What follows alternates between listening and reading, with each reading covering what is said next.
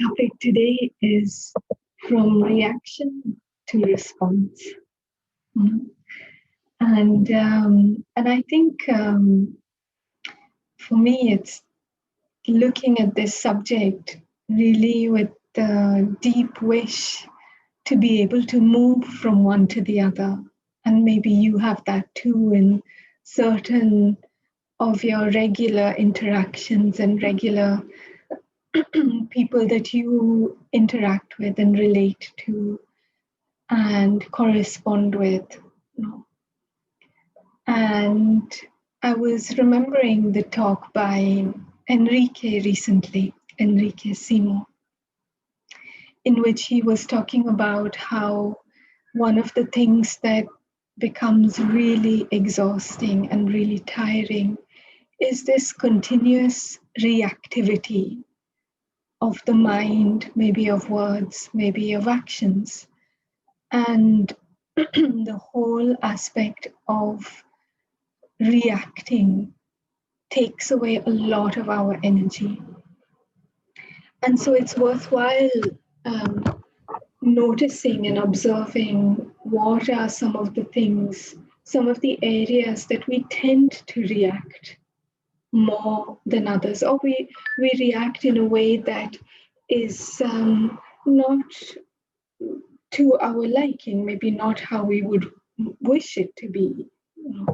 And I think actually the only difference between these two words, reaction and response, is really one word, and that is awareness. So whether you call something a reaction or you call it a response, I would say that the difference is in the presence or the absence of awareness.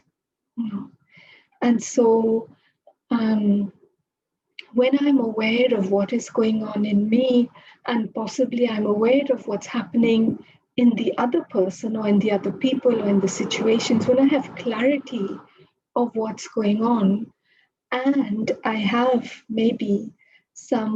accumulated some spiritual power, then I'm able to choose my response and actually put it into practice.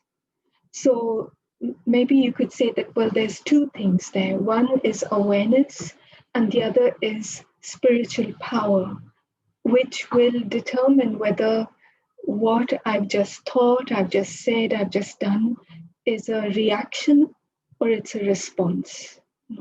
And so I see reaction when my awareness is swept away or kidnapped, by some false belief, basically. And so it's like I'm distracted by something that doesn't actually belong to the situation. So it's like, it's a little bit like if someone wants to, to pickpocket you, then someone will maybe tap you on the right-hand side because they know that on your left-hand side is your wallet. And so because they've tapped you on your right-hand side, your attention goes there. And whilst your attention is there, your purse or your wallet is nicked. And so because your attention has gone there, the actual situation of what's actually happening in that moment is not in your awareness. And so it's like you've been kidnapped or swept away. The awareness has been swept away by something that is not true. And so it's like a distraction in that sense. And so when my awareness is swept away, shall we say, then I end up acting in a habitual way. So in a default way, whatever way that I've built up over time. So, I mean, for example, in the morning, you wake up and you feel like, yeah, it's going to be a great day and I'm feeling well. And then someone comes in and says, you left the light on yesterday, or something like that, so nothing more. They don't say anything more, but what happens then? So that just that one sentence might trigger off a whole tsunami of thoughts and feelings, such as feeling judged or that there's something wrong with me, not just with what I do, but with me. Or there might be the thoughts such as, how dare you say that when you yourself do it as well, for example. Or there's justifications and explanations about why something happened and how, and so all sorts of expansion of in the direction that actually is not really where I would like to go, basically. And so whether it's in the form of thoughts, maybe just inside, but then in the form of words, what happens? Maybe you snap at them, or say something angrily, or become a victim, or whatever is the reaction, and whatever may be one's own usual reaction. And maybe it's the same person, the same situation, the same behavior, the same, very often it's the same of the things that happen. And the vibration of my reaction is very often the same. And so, shall we say, a disproportionate reaction to one little sentence.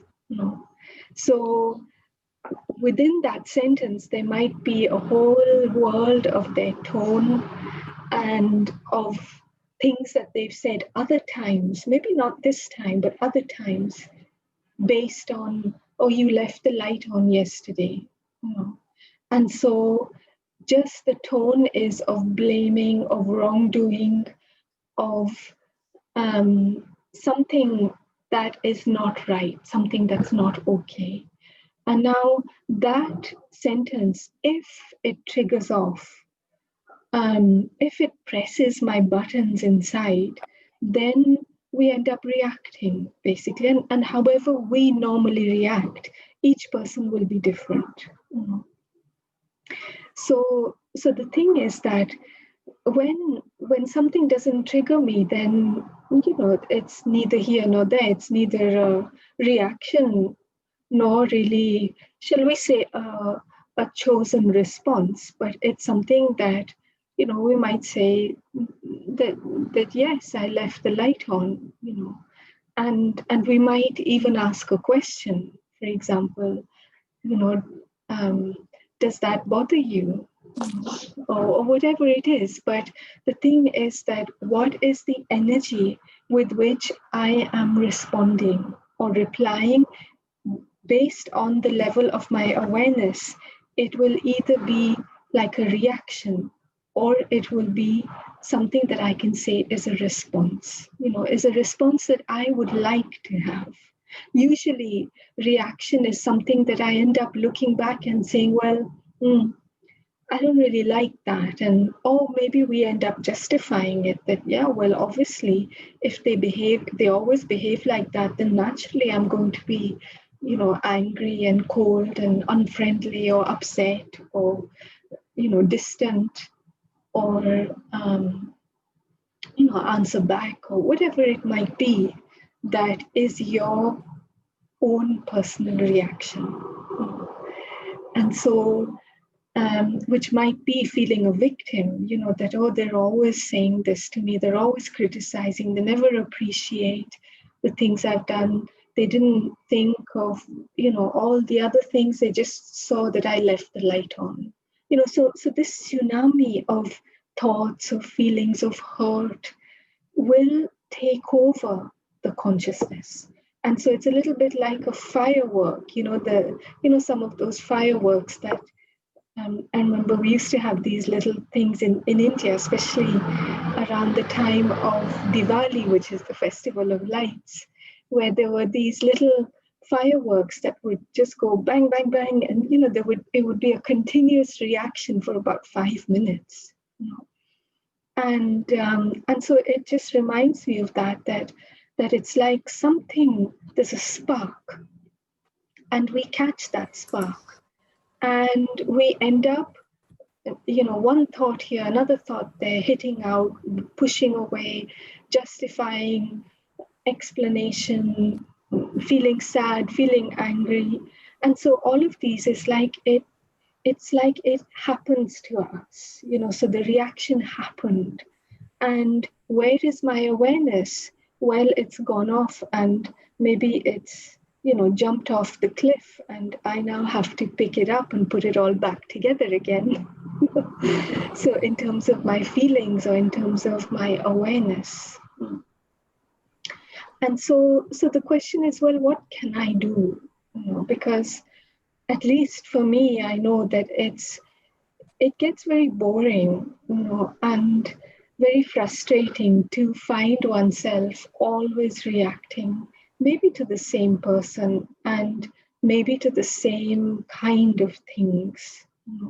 Because in fact, the person is who they are and they will behave as they are, and it's more a question of how am I, who am I, what is my awareness. And so I find it's worthwhile doing some work inside to actually be able to choose the kind of awareness that I would like, the kind of response that I would like, that I feel is representative of me. So those are some thoughts, and just one more additional one is that within this whole thing of reacting or responding, who is actually right is completely irrelevant. So whether I am right in saying what I'm saying or they are right in saying what they're saying, whether it's true or not, is completely irrelevant. And in terms of whether I react or whether I can respond, so if I am right and they are wrong, it does not justify a reaction. That's what I mean to say. It still asks for a response that is dignified and that is representative of who I am and how I want to express myself. And so it's not about putting on something, it's not about pretending or being something we're not. Because maybe we say, well, my reaction is spontaneous and that's what I'm like, and so if we're happy with that, then that's fine. There's no issues about that. But if I find that, oh gosh, I didn't want to do that, I didn't want to say that, and even if, okay, I said whatever I said, but I didn't want to be in that internal position as I was saying that, or doing that, or thinking that. I want to change from where I'm coming from, especially in certain situations with certain people. And I think we all have those people in our lives, somewhere or another, at some point or another, who tend to press our buttons. So yes, would anyone like to say anything? Or I don't know if at this point whether you can relate to that, whether you feel also you're in similar situations where you find yourself reacting but not wanting to react like that, and maybe not yet finding the way to be able to respond up to the standards that you would like. So.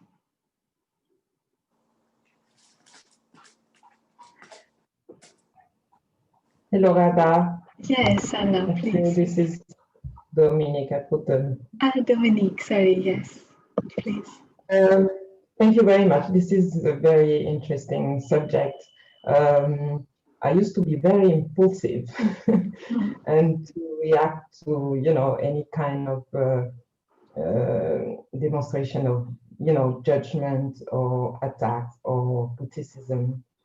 And I think with the age and also with maybe a bit more self-esteem, I think I have managed to grow, on this at this level. And for me, what is important is really, as you said, awareness, being aware of observing ourselves. Because when I observe myself, I realize when I do realize when I do something that is not right. As you said, it's not a question of being right or wrong, but when I react, maybe my reaction is not adapted, or is another criticism, or and so by observing oneself, it allows you to next time, to maybe have a different reaction or a different behavior. I've always been in admiration. I don't know if you say that in English. I've always admired people who can react to an attack or to a criticism in a very calm way, and who are able to respond, properly, but remaining calm. And I think I'm getting there. So this is good. Yes, I think self-esteem allows you to feel more balanced, and to feel, to be aware of who you are, and then not to feel attacked by someone's words, because you know who you are, and what the person thinks about you maybe is not so important, because and I think this helps a lot. Helps a lot. Thank you. Thank you. Thank you very much. I think, yeah, that's very useful actually, the whole aspect of self-respect. So Anna, did you want to say something? I just wanted to know the other way round. Which way do you how do you phrase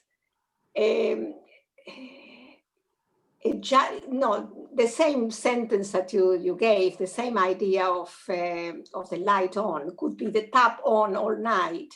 How do you phrase it in order not to get the other person react? Should you get more details, like, last night you left the light on, but it doesn't matter. It's something that you have to complete, perhaps, so that the other person does not react. When it happens to oneself, that you are aware that you don't want to offend, you don't want the other person to be reactive, so you want to just give a little bit more detail, perhaps. That's what I wanted to know from you, so that you are not judged, you don't think that it was something bad they've done. So you say, it's nothing bad, because, I do it sometimes, but, I just noticed that the light was on, and it can go off, because sometimes you have guests that leave the light on thinking that, you are the last. It happens very often with us. So, I say that's the thought. Yeah. If you need to give more detail to avoid that sort of abrupt judgment, or abrupt sentence, you've done that, so the other person feels like, what have I done? So yes, it's an interesting perspective actually, to, in a sense, to look at it from the other side. Is that not that someone says it to you, but that you're saying it to someone, and actually, yes. I mean, I think that questions can be very useful there. Just even like, was it you that left the light on yesterday? And also to know very clearly why you're asking that question.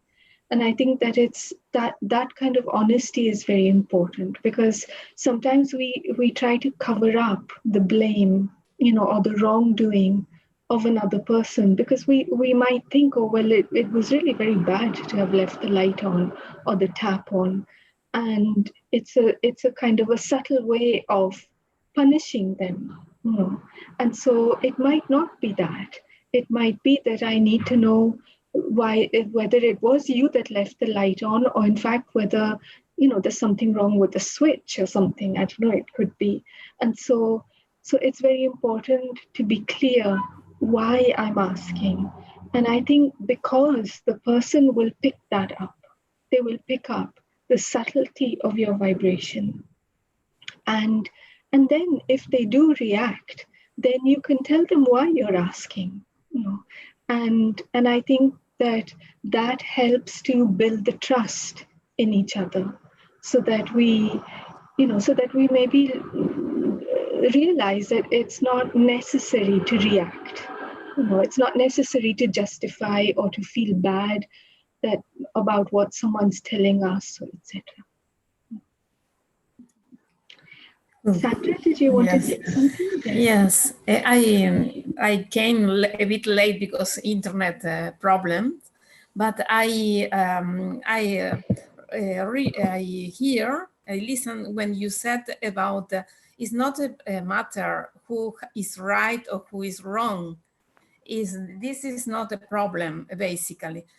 And I completely agree with this because I read today, in fact, something about the forgiven.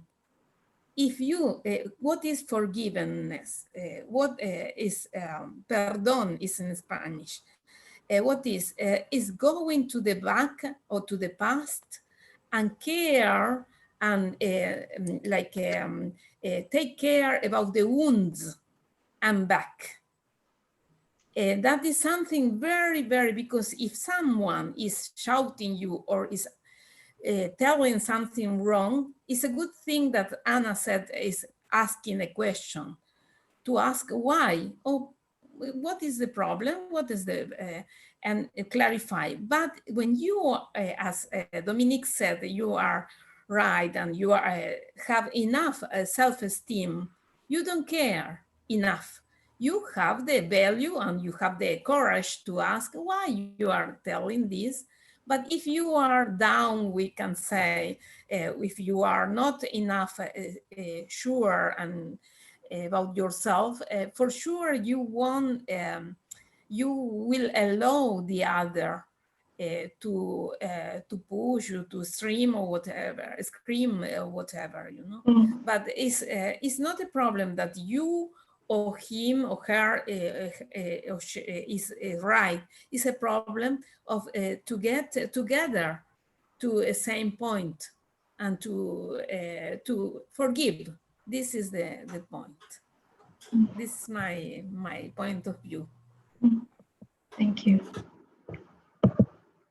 Yes, I mean, I think it does come back to our ability to let go of situations, you know, of the details of what happened, and to give and to stay with the bigger picture, you know. And so to not, in a sense, if someone does say things or do things that are, you know, that they are just momentary, they're not things that repeat over and over again, because those are the ones that we do need to face. But if there's something that you know that they are under stress or they're upset, and so, you know, maybe it's out of character, and they say that it's about letting go, forgiveness, and as Dominique is saying, compassion. And I see that Rhoda is saying what to do when one reacts passively to a situation and then gets angry with oneself. So, Rhoda, when you say react passively, what is it that you mean? I'm not quite sure in what sense. Do you want to say something? Or see that your mic is on.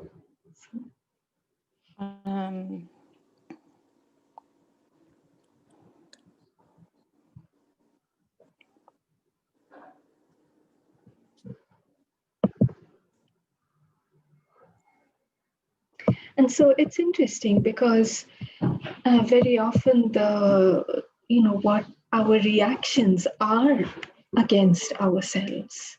So it might be that I've made a mistake, and so I get angry with myself, or and get angry. How does that come out? It comes out in the form of many thoughts of I shouldn't have done it, and very often because we don't want to look bad in front of other people, or we get angry with ourselves because we had decided that we weren't going to do a certain thing, or we were going to, and then we didn't manage it, and so because we didn't live up to our own expectations, maybe we feel upset. And so it does come back to this thing of being realistic with oneself and with really what's going on, where I'm at, and what am I choosing to do. And so, so Dominique is saying compassion for oneself, to understand that we are in a learning process, exactly, and that we can improve and have compassion for the other. Understanding that if he or she attacks me or makes criticisms, then it may be that I have made a mistake, or that he or she is experiencing a difficult moment in their life. That's right. And it's, I don't know if you know this, this person called Jordan Peterson, who is a psychologist and has done a number of very, very interesting interviews in which he has been very, very strongly attacked for his point of view, for his outspokenness, for his opinions and ideas, that actually a lot of them are quite controversial, but a lot of them are very, very, in a sense, pointing towards something that is very deep and very true. And I, little bit like Dominique, I watch them and I am amazed just at how he is able to maintain his calm, and very much because, when they talk about these interviews, it's very much because he is seeing what's happening in the other person. He's understanding where they're at, but at the same time, he is choosing to be kind, because he doesn't want to react in the same vibration, in the same energy as the other person is attacking. And so that's a very, very, that is compassion and letting go and being very, very wise, I think, actually, and very smart in the sense that, why should I bring myself to the level where I am willing to hurt another person because they hurt me, and to know that hurt only brings hurt, and so therefore I choose to stop the chain, and yes, benevolence, absolutely. So yes, it's an interesting subject, and I think certainly for me it's a work in progress, and so yes, here. So Rhoda, so when one has been told lies but cannot find a way to let the other person know, and so accepts the lies, right? Yeah, it's a difficult one, Rhoda, and I mean, sometimes if we're able to tell them directly, then that's one thing, if there is that basis of a relationship of trust, but very often there isn't, and so we need to weigh it up. Basically, we need to weigh up what is the best course of action, and one thing, if I do decide, for example, that I'm going to wait for the truth to come out, then we can do that if we're really able to let go. Otherwise, that anger or the resentment or the negative feelings towards the person continue to come up. And so it's choosing, do I want to stay with that energy inside of me, Or can I face the anger of the other person, or the hurt or the pain of the other person? If I do tell them, if I do let them know that that I know that these are lies, And so it's quite delicate, but we need to be able to choose. And I think that's the key word for me in order to change a reaction into a response is the choice. And so again, whatever is the response, whether someone else considers it to be right or wrong or good or bad, in a sense, it's irrelevant. It needs to be something that I am choosing consciously with awareness and knowing why I'm choosing it. What are the principles? What are the things that are important for me on the basis of which I am choosing, for example, to let the other person know? And it might be that I'm deciding that I have enough self-respect to not allow myself to be manipulated anymore, for example. And by being told lies, I'm being put in a position that compromises my principles, and so it's very much a choice. So I might say, okay, well, I do want to do that, but it's not the right moment.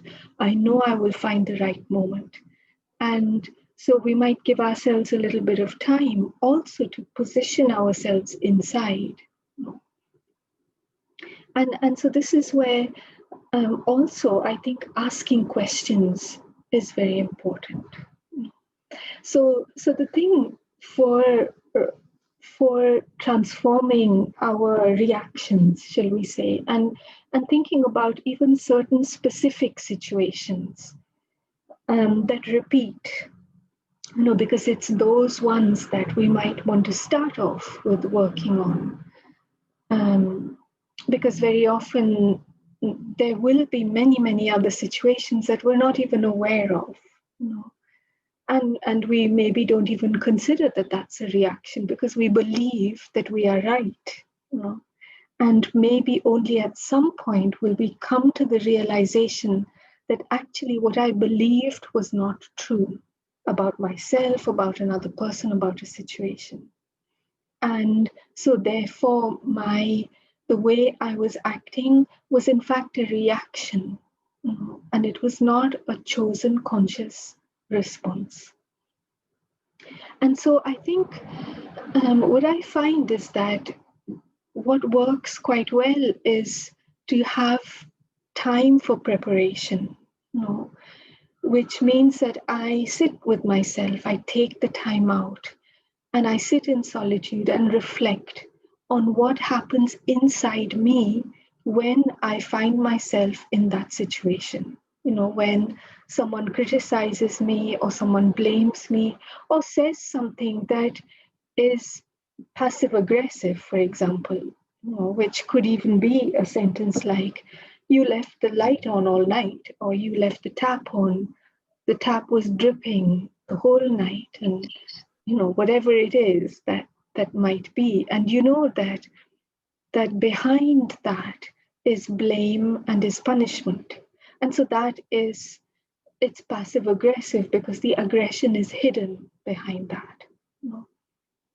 And so, however, that does trigger off something inside me, because if there was nothing that was connected with that within me, then it would just be like water off a duck's back, so nothing big. Yeah, they said it, but it doesn't press any buttons. But in fact, why does a button appear there in front of me in that moment? And that's what we need to look at. And so this kind of preparation where I sit in solitude, where I'm able to actually check and see what's going on. What are the beliefs that I find myself with that are damaging my ability to respond in the way that I want to respond? Now, the first thing is to recognize that I'm reacting, you know, and that we know when we have this tsunami, which could be just a little wave, you know, or it could be a whole tsunami of thoughts, a torrent of thoughts and feelings of discomfort, of hurt, of anger, or it could be a screaming fit inside, you know, or outside even. Whatever it is, some reactions are pretty obvious, but others are much, much more subtle. You know, just the feeling of being just a little bit, you know, miffed. You know, there's this word in English, feeling miffed about something, you know, that, oh, they didn't eat the soup that I cooked, you know, or they didn't say thank you. And so I'm just a little bit, you know, put off by that. And so whatever it is, but it is a reaction, and it is tiring, and it is taking away my energy, and it is ruining the quality of my relationship with the people and with the situation, with whatever's happening. And more than anything else, it is keeping me under the illusion of different beliefs. For example, that my well-being depends on what someone else does or doesn't do. You know? And so that's the first thing, is just to sit with the self. You know? Maybe you've had a reaction to something, and afterwards you say, okay, I want to sit, I want to take out 10, 15 minutes, half an hour, whatever it takes, and to plan that into the time, you know, your schedule, and to say, okay, I'm going to sit down, take that time, be with myself, listen to myself, what's going on, what's happening. And I think anyway, whether you react or not, to take that time out for the self is really important, you know, where maybe you're not necessarily sitting for meditation, but you're with yourself. You know, you're not listening to anything or reading, but you are just with you, with your thoughts, with your feelings. You're listening to what's going on inside, listening to your heart. You know? And the thing to do is to notice the patterns, you know, that there are certain people, certain tones, certain sensitive subjects, certain reactions, maybe of another person, that tend to spark off something inside you.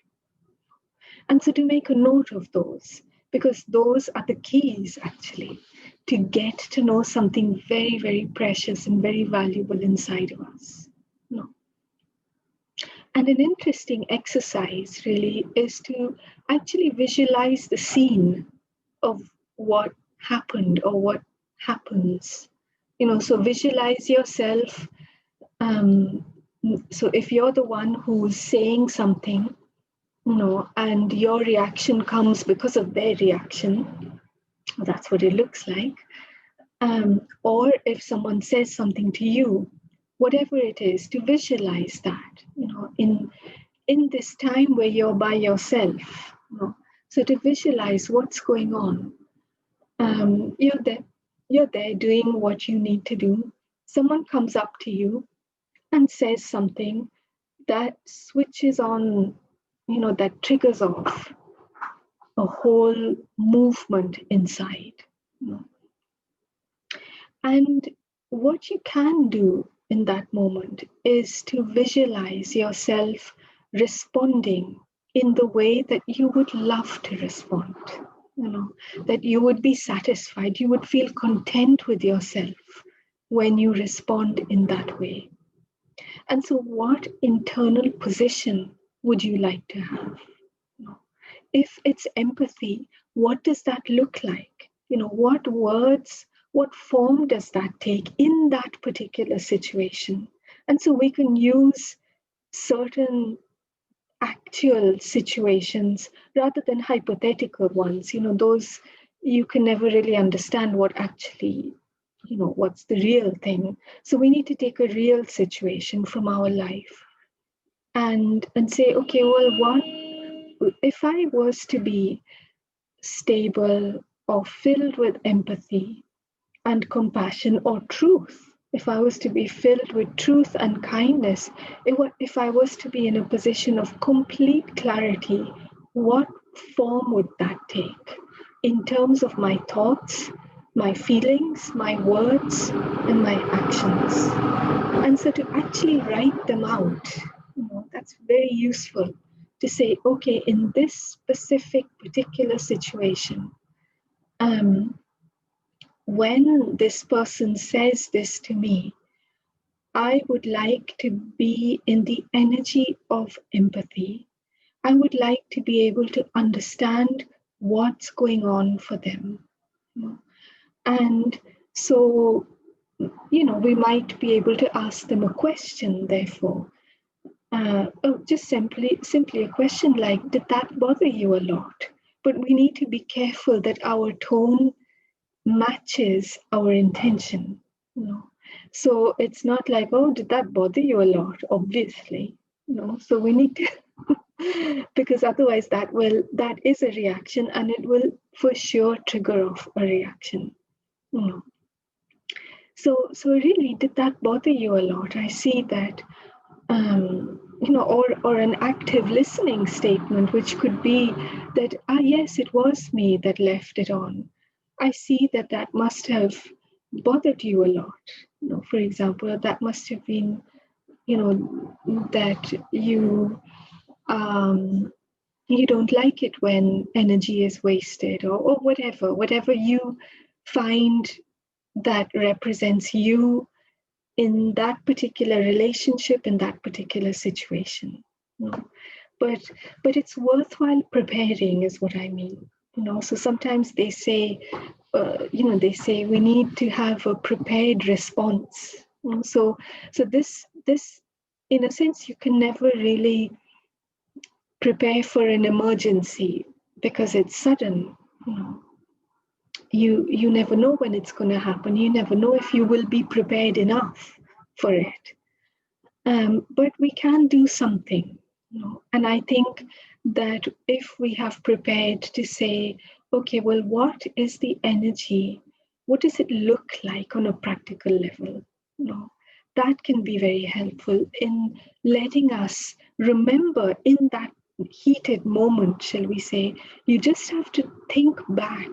Remember, it comes into your mind. Yes, that's right, I can ask a question. And as we get quicker and quicker, and as Dominique says, maybe as we get older, we we learn how to, what's worth it and what's not worth it as well. And so we're able to choose our feelings. And I think a very important thing within this preparation is to actively send good wishes to yourself and to everyone involved in those kind of scenes. So if usually there are things that repeat, maybe in a slightly different variation, but usually the energy is what we know, we recognize it. So I don't know if anyone has something to add at this point, and maybe we can have a meditation. But just before that, in case someone would like to say something, in terms of this preparation, to put oneself in that position that we choose, what is the position, what form does it take?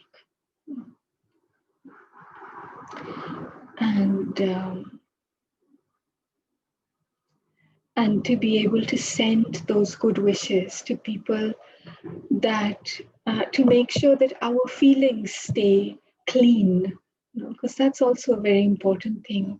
Because when our feelings are clean towards someone, then where there is cleanliness, there's hygiene. And where there is hygiene, then germs don't fester. And so this is the same thing of what goes on inside. So yes, Anna Giselle, please. Hey Radha, hello. Thank you so much for this conversation, this topic, it's getting like a ring in the finger. How do you say in Spanish? Como anillo al dedo. I don't know how to say it in English. I have a question for you. Because every word resonates, and at the end, it's really empowering to understand that it's our choice, how we want to respond. Do I want to play the game that other person is playing? Do I want to be triggered? Do I want to respond with aggression and competition like that other person might be reacting, no? Or do I want to choose to connect with empathy, with kindness, with love, with truth, with clarity? It's really empowering to know one has a decision.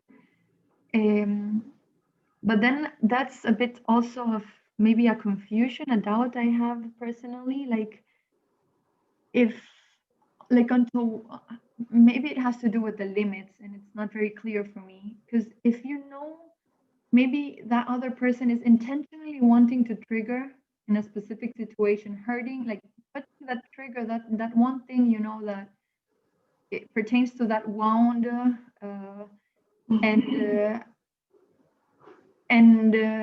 so do you keep choosing to include that person, or maybe I'm responding myself out loud now. You can put the limit out of self-love and saying until here. Say what, sorry? I can't even voice out the question because it's a bit unclear also for me. No, so until what point, like if it's a choice, if like there's a part of me that wants to choose the not to be triggered and wants to choose the acting and what I believe is a compassionate way, no?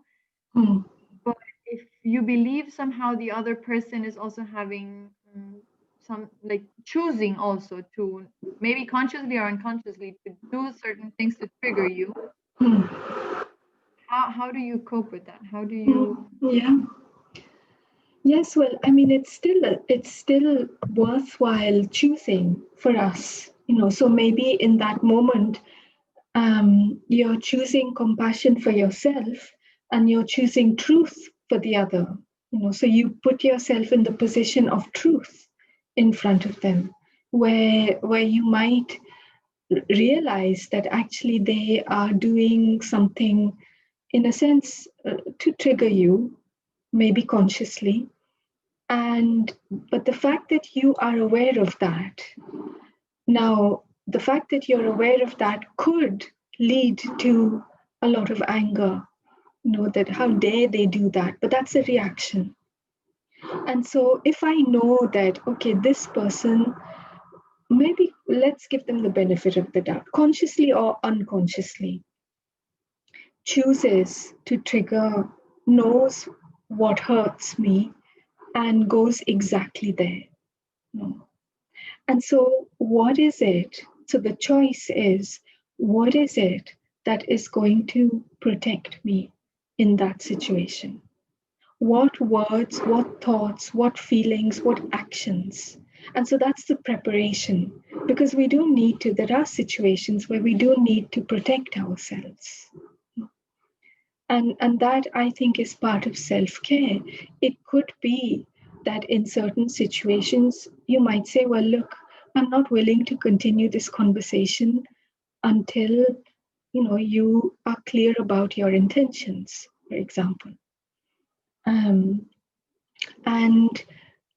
so that can help, because it might be that this person continues to say things, maybe about the past, maybe about, what you did or what they think you did or didn't do, and that can touch a deeper wound, for example. But we need to choose, and I think that to choose to react in the way that they are acting would be to want to hurt them, and that is never useful. So it's worthwhile checking, like, what would be my optimum response in that. I don't know if that answers, Anna Giselle, if that's what you were thinking of, but no, it does answer, Radha. Thank you so much. It gives clarity. Yes, it does. Thank you. okay, thank you. Laura, did you want to say something? Yes, I would like to refer to things when you have you just discovered that you had a problem with somebody because somebody tells you what they say, and in this case you don't have the chance to confront with this person. So I imagine the best solution is just to leave it like this. But in the other side, sometimes what they say goes against your person, and what they say could go against you. And in these situations, what do you have to do? Just to hope that the other people will know you better. Yes. Not always the case. Right. Yes. Yes, it's a tricky one, in fact, and I think it's worthwhile finding a means of expression, which sometimes even writing to them, can just to share your perspective, and then you leave it at that.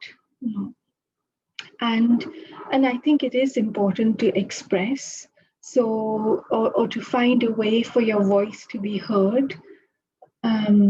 So we don't necessarily want to be put down and shut up, but if the person is not willing to listen, not willing to interact at all, then in fact there's not much you can do on a practical level, except to be yourself, express yourself as you are, and also trust that the truth will come out.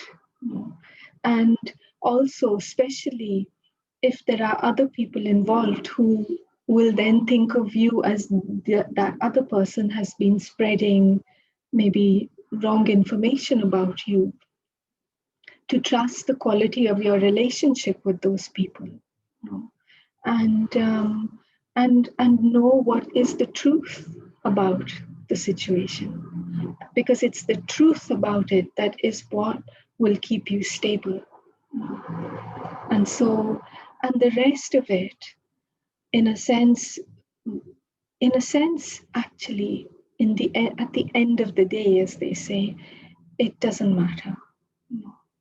Because you might say, well, is it worth losing my energy trying to prove that I'm right, trying to demonstrate that I'm not like that, or that I am like that? And I've come to believe that it's not worth it. It's worth making your voice heard, to a certain point, and then after that, it's not worth battling. And for certain things, yes, it's worth pushing in a certain direction. So if with the intentions that are pure, and that I think is the key there as well.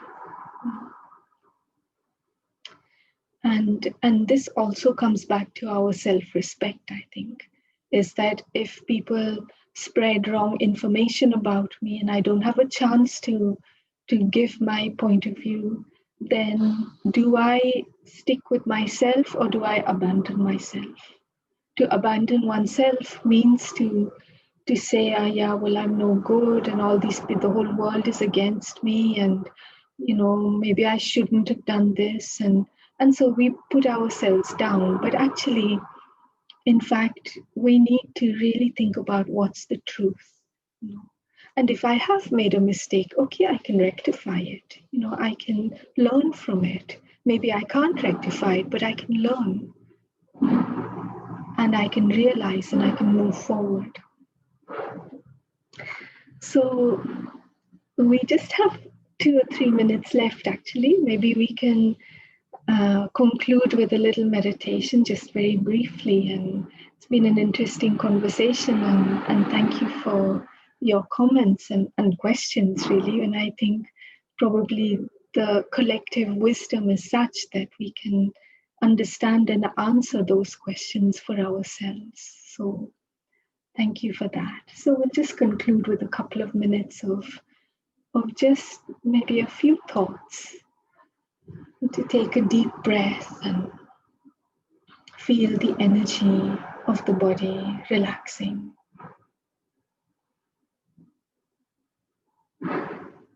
As I focus my attention inwards, that beautiful spark of life and light. The beautiful diamond, the precious being that is I, the soul, the self. And as I focus on the energy of who I am, a being of peace, a being of quiet, of love, I begin to release those vibrations that naturally spread like a fragrance into my inner world and draw me to that position inside of stability and clarity.